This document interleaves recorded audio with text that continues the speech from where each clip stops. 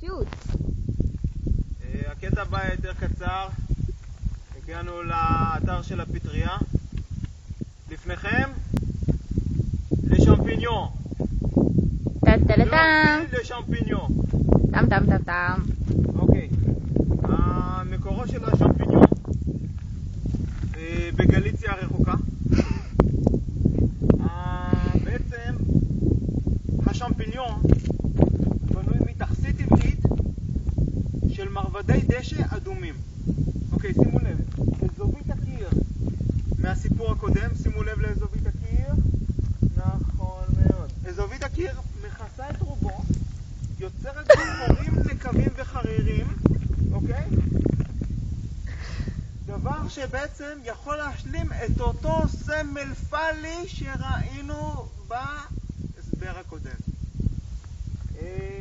בשלב זה אנחנו נתכנס ונדון במהות השמפיניון וכן בצורתו הגזעית יותר.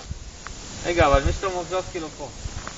שימו לב שמר מורז'ובסקי מנסה בשלב זה לקרסם את השמפיניון. זה בגלל שאין לנו ארוחת צהריים נורמלית. והדברים יתבהרו לכם בהמשך באתר הבא. אז תתעלר, תנתקי. זהו, זה התחיל. גיא, אתה פאק את הפטריה! לא יהיה לנו מה לאכול! זה לא בסדר.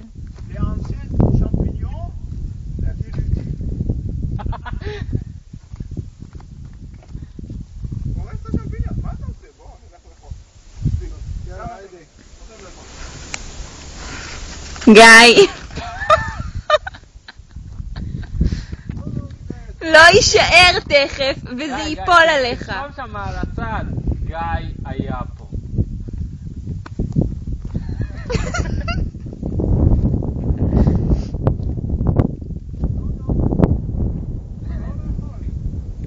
אבל אתה הורס את האוכל. רד משם.